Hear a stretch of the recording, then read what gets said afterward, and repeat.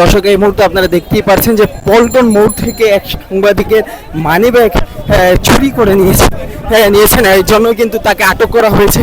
সকল সাংবাদিকবৃন্দ মিলে কিন্তু আটক করেছে এবং ইতিমধ্যে পুলিশের হাতে হস্তান্তর করা হয়েছে, এমনটাই কিন্তু লক্ষ্য করা যাচ্ছে। ঠিক আছে, ঠিক আছে।